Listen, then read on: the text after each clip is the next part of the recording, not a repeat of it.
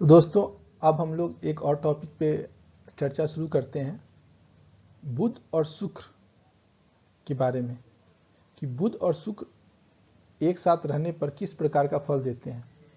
वैसे तो शुक्र, बुध और सूर्य, ये तीनों ग्रह सदैव एक साथ रहते हैं। सौर मंडल में अगर आप देखिएगा तो सूर्य के करीब यही दोनों ग्रह हैं, बुध और शुक्र। अक्सर आपको कुंडली में कभी भी देखिए, बुध और शुक्र तीन घर में ये तीनों ग्रह एक साथ रहेंगे, या तो हमेशा एक साथ रहेंगे या एक घर आगे पीछे रहेंगे। 99% केस में, 1% केस में शुक्र कभी कभी एक घर बीच में गैप कर देता है। आप इसको हजारों कुंडली में हमेशा की आजमा सकते हैं। तो आज हम लोग इस बात को शुरू करने जा रहे हैं कि बुध और शुक्र एक साथ जब रहे तो किस प्रकार का फल देता है, क्योंकि आपको लगभग हर 100 में 70 कुंडली में बुध और शुक्र आपको एक साथ मिल जाएंगे।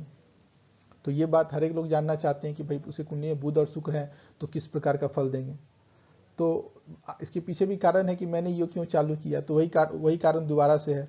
मैंने एक अपने सज्जन मित्र को देखा, हुआ अपने चैनल में ये बता रहे थे बुध और शुक्र के बारे में, तो मुझे लगा कि कुछ बातें छूट रही हैं, वो पूरी बात नहीं बता रहे हैं, तो मैं को बता देना चाहिए ताकि हर एक दर्शक के पास पूरी जानकारी हो। जब वो कुंडली का विश्लेषण करने बैठे तो कोई चीज़ छूटे ना, क्योंकि कुंडली में जो बात छूट जाती है ना, तो फिर जब वो फलीभूत होती है तो आपको लगता है कि मेरे पास इन्फॉर्मेशन नहीं थी। तो आपके पास हर बात का इन्फॉर्मेशन होना चाहिए, और इसलिए आप इस वीडियो को अंत तक देखिएगा।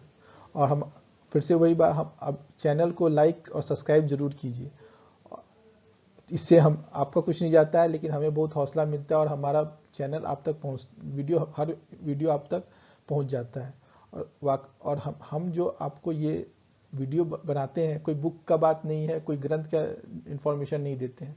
हम जो भी आपको ये बात बता रहे हैं, हजारों कुंडली का जो विश्लेषण किए हैं, और 2500 साल 300 साल का जो हमारा अनुभव है, हमारे पिताश्री का अनुभव है, उनका जो सारा अनुभव है, उनका ये लेखा जोखा जो आपके सामने हम प्रस्तुत करते हैं।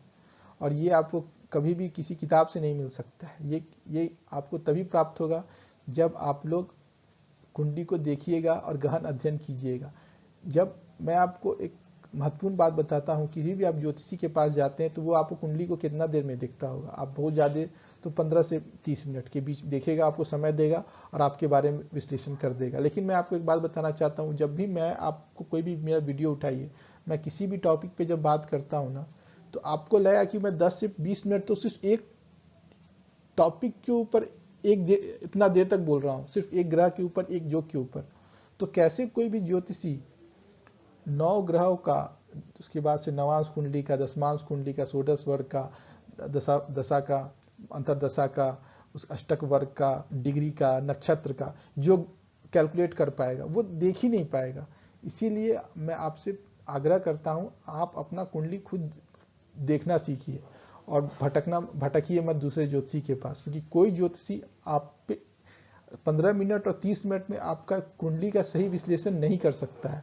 उसको कम से कम 20 से 25 मिनट आपसे बिना बात किए उसको विश्लेषण करते रहना पड़ेगा, और आपको बताने में उसको कम से कम 20 से 25 मिनट लगेगा, समझाने में लगेगा कि आखिर हो क्या रहा है। ये इतना कम से कम है। अगर आप अपना कुंडली देखना सीख गए तो आप एक दिन, 2 दिन, एक हफ्ता, 10 दिन लीजिए, महीना भर लीजिए, आप पाएंगे उसका बताया हुआ और आपका जाना हुआ इंफॉर्मेशन, या जो आपने फलित ज्योतिष जो फल बताया है अपना खुद की कुंडली का, दोनों में जमीन आसमान का अंतर है। और आप उसको अपने आने वाले समय के साथ उसको आप मिला के देखिए कि क्या कौन सही बता रहा है, तो आपको पता चलेगा आपका जो ज्ञान है और उसका जो ज्ञान है, दोनों का फल में क्यों अंतर आ ही रहा है। और भी आपको, और एक बात मैं आपको इसमें विशेष करके बताना चाहूँगा कि और भी ज्योतिषी होते हैं जिनको करण पिशाचनी सिद्धि होती है। करण पिशाचनी एक ऐसी विद्या है, तंत्र विद्या है, जिसको सीखने के बाद लोग आपके प्रेजेंट और पास्ट के बारे में जान सकते हैं, मतलब भूतकाल और वर्तमान काल के बारे में बता सकते हैं, मगर भविष्य के बारे में नहीं बता सकते हैं। तो भूतकाल और वर्तमान काल, अगर कोई आपका ज्योतिषी बता रहा है, तो आप ये सीधा समझ जाइए कि वो करण पिशाचनी को उसने सिद्ध करके रखा है, और वो आपके बारे में सब कुछ सही सही ठीक ठीक बता पा रहा है, लेकिन वो भविष्य आपके बारे में नहीं बता सकेगा, क्योंकि जो चीज़ आप जानना चाहते हैं, क्योंकि कर्ण पिशाचनी कभी भी भविष्य नहीं बता पाती है। तो इसलिए हम आपको जो इन्फॉर्मेशन दे रहे हैं वो आजमाया हुआ है और हजारों सैकड़ों बार परखा हुआ है, और हजारों कुंडली पे हमने इसको देखा है, और हर एक फार्मूला को सोने के कसौटी पे घिस घिस घिस के इसको किया है। इसलिए आपको ये सब जो डिस्कशन हम करते हैं, ये डिस्कशन को आप अच्छे से नोट कीजिए और अच्छे से ध्यान में रखिए। कोशिश कीजिए कि अगर नहीं समझ में आता है तो बार बार सुनने का, और भी नहीं समझ में आता है तो कमेंट में क्वेश्चन जरूर पूछें कि क्यों ऐसा, आप ऐसा क्यों कह रहे हैं, इसके पीछे क्या लॉजिक है, तब हम आपको बताएंगे कि क्या लॉजिक है। तो वीडियो को देर नहीं करते हुए शुरू करते हैं बुध और शुक्र के बारे में, कि बुध और शुक्र जो होता है वो किस प्रकार कुंडली को इफेक्ट करता है, क्योंकि ये योग आपको 100 में 70% लोगों के कुंडली मिल जाएगा। देखिए, बुध जो होता है ना वो विष्णु है, और ये शुक्र जो है लक्ष्मी है। शुक्र को भोग विलास से बहुत प्रेम है, वो सुंदर ग्रह है, वो अब सुंदरता का ग्रह है, उसको अब ये बहुत पसंद है, स्त्रियां बहुत पसंद है उसको, अपोजिट सेक्स उसको बहुत पसंद है। बुध एक कुमार ग्रह है, शुक्र 22 से लेके 25 साल का उम्र है, बुध का उम्र मान के चलिए 15 से 16 साल का है। ये कुमार ग्रह है, ये बुद्धि देने वाला है, व्यापार देने वाला है, गणित का कारक ग्रह है। यह इसके पास बुद्धि है, और इसके पास विनोद है, और ये हंसने वाला ग्रह है। इसलिए ये दोनों का जब मिलन होता है, दोनों जब एक साथ आते हैं तो दोनों एक दूसरे को प्रभावित करते हैं। 100% केस में शुक्र बुध का दृष्टि संबंध कभी नहीं बनता है, न शुक्र बुध का राशि परिवर्तन संबंध बन पाता है, कभी कभी दृष्टि संबंध कभी नहीं हो पाता है। तो राशि परिवर्तन और युति, यही दो संबंध बुध और शुक्र हमेशा कुंडली में बनाते हैं। तो बुध और राशि परिवर्तन जो होता है वो बहुत ही मजबूत संबंध है, बहुत ही उच्च स्तर का संबंध बनता है, और युति थोड़ा निम्न स्तर का संबंध है। तो बुध और शुक्र जब भी संबंध बनाते हैं एक दूसरे से, तो ये जो दोनों का जो संबंध है वो बहुत ही शुभकारी होता है। अगर दोनों कुंडली में योग कारक हैं, जैसे मिथुन लगन में, कन्या लगन में, वृष लगन में, तुला लगन में, तो ये लगन में ये बुध और शुक्र दोनों योग कारक होते हैं।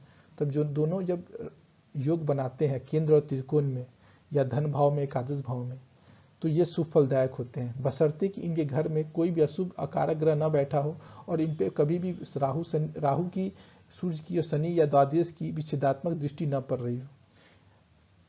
तो ये दोनों ग्रह आपके जीवन में अपनी दशा अंतर्दशा में बहुत ही शुभ फल देने जा रहे हैं। अगर शनि, राहु, सूर्य और द्वादश और षष्टेश अगर इनमें से 3 का भी दृष्टि एक साथ इन दोनों ग्रह पर पड़ जाता है, तो ये दोनों का फल निष्फल हो जाता है। अपनी दशा अंतर्दशा में वो फल नहीं दे पाएंगे जो फल इनको देना चाहिए। तो आपने सुन लिया। और ये दोनों ग्रह छठे और आठवें में फेल हो जाते हैं। छठे और आठवें में इनका कोई प्रयोजन नहीं है। अगर छठे और आठवें और तीसरा में भी, क्योंकि बुध और शुक्र को तीसरा भाव पराक्रम का है, तो शुक्र तो इनको कोई पराक्रम में कुछ नहीं कर पाते हैं। लेकिन छठे भाव में शुक्र बहुत हद तक अच्छा ही फल देते हैं, बुध अच्छा फल नहीं दे पाएगा। छठे भाव में शुक्र इसलिए अच्छा फल देता है कि शुक्र की दृष्टि द्वादश भाव पे होती है। जब शुक्र की स्थिति द्वादश भाव में होती है तो वह अच्छा फल देता है और धन के लिए शुभकारी है। बाकी किसी भी चीज के लिए बुध और शुक्र का संबंध छठे भाव में अच्छा नहीं है, अष्टम भाव में बहुत ही अनिष्ट है। अगर योग कारक हो गए दोनों ग्रह, अगर आप बुध और शुक्र बैठ जाता है तो फिर जातक के जीवन में काफी सारी समस्याएं बनी रहती हैं। 9 भाव में इनका संबंध अच्छा है, 10वें भाव में भी कोई भी ग्रह अच्छा है, एकादश भाव में तो अच्छा है ही, द्वादश भाव में शुक्र और बुध का संबंध, शुक्र बहुत अच्छा योग फल देता है, बशर्ते कि शुक्र पे कोई पाप प्रभाव ना हो। शुक्र हर तरफ से स्वतंत्र हो अपना फल देने के लिए, तो निसंदेह शुक्र बुध आपको शुभ फल देगा। और लग्न में शुक्र और बुध का संबंध बहुत अच्छा होता है अगर वो योग कारक हो तो। तुला लग और एक बात हमेशा याद रखिए, बुध और शुक्र जब एक साथ मिलते हैं तो व्यक्ति को नीतिवान बनाते हैं, ज्ञानी बनाते हैं, बुद्धिमान बनाते हैं, चतुराई देते हैं, ये सब कुछ ठीक है। लेकिन धन के मामले में ऐसा कुछ नहीं कर पाते हैं। जब तक इनको अगर धन के लिए बुध और शुक्र का संबंध तभी फलदायी होगा अगर बुध और शुक्र किसी भी तरह से धनेश और लाभेश के साथ संबंध बना ले, तब ये योग निसंदेह लक्ष्मी प्रदायक योग होगा। और बुध और शुक्र का संबंध एक भाग्यशाली योग बनाता है। जैसे कि हम आपको एग्जांपल देते हैं, तुला लग्न में बुध और शुक्र अगर लग्न में बैठ जाए या नवम भाव में बैठ जाए तो इंसान बहुत ही परोपकारी होता है और आपको नीतिवान होता है, ज्ञानवान होता है। लेकिन अगर तुला लग्न में शुक्र और बुध लग्न में बैठे तो व्यक्ति अपने बल पर जीवन में अच्छा करता है, उसका अपना जो व्यक्तित्व होता है वो बहुत ही अच्छा होता है, उस पिता के मुकाबले वो जीवन में ज़्यादा सफलता प्राप्त करता है। वही अगर नौमा घर में हो तो वह पिता के द्वारा ही जीवन में आगे बढ़ता है और पिता से जुड़कर ही अपना जीवन व्यवसाय कर पाता है। लेकिन अगर इसमें द्वितीय और एकादश में से कोई भी बुध और शुक्र के साथ कोई किसी प्रकार का भी संबंध बना ले, केंद्र संबंध, द्वितीय संबंध, राशि परिवर्तन, भाव परिवर्तन, कुछ भी बना ले, तो निसंदेह यह उच्च कोटि का धन योग और भाग्यशाली योग है। ऐसा जातक के पास निसंदेह अच्छा धन होगा, अच्छी तरह से वह जीवन में उसका एक जो ऑरा होगा या उसके प्रति लोगों का जो विचार होगा वह उच्च कोटि का होगा, वह एक विश्वसनीय व्यक्ति होगा, आप उसके ऊपर विश्वास कर सकते हैं निसंदेह रूप से। तो ये सब बुध शुक्र का गुण है जो कि बुध शुक्र अपने जातक को देता है फल। लेकिन आपको मैंने काफ़ी सारी स्थितियां बताएं कि बुध और शुक्र किस किस स्थिति में कब कैसा फल देता है, तो ये सब आपने नोट कर लिया। तो अब इस कभी भी कोई भी ज्योतिषी अगर आपको ये बोले कि आपके कुंडली में बुध शुक्र का योग बना हुआ है, लक्ष्मी नारायण योग है, सही बात है, लक्ष्मी नारायण योग है, मगर लक्ष्मी नारायण योग कब आएगा? जब धनेश और एकादश के साथ उसका संबंध होगा। तो केवल बुध शुक्र का अकेला संबंध आपको धन और पैसे के मामले में बहुत ज़्यादा मदद नहीं करता है, लेकिन आपका बारे में लोगों का ओपिनियन, आपके बारे में लोग, आपकी प्रतिष्ठा, आपके बारे में लोगों का सोच, ये सब कुछ अच्छा रहेगा। तो आज के लिए इतना ही। लेकिन फिर से मैं आग्रह करता हूँ, अब तक आपने हमारे वीडियो को लाइक नहीं किया तो ज़रूर लाइक कीजिए और चैनल को जरूर सब्सक्राइब कीजिए और दूसरों को भी सब्सक्राइब कराइए ताकि हमारा वीडियो हर एक आदमी तक पहुंच सके और हर एक लोग हमारे अपने कुंडली को खुद से देख सके और अपने परिवार की कुंडली देखकर समस्याओं का हल कर सके। किसी भी उपाय जानना हो तो कोई भी कमेंट बॉक्स में अपना क्वेश्चन लिखें, मैं कोशिश करूंगा कि आपको जवाब देने का। Thank you very much.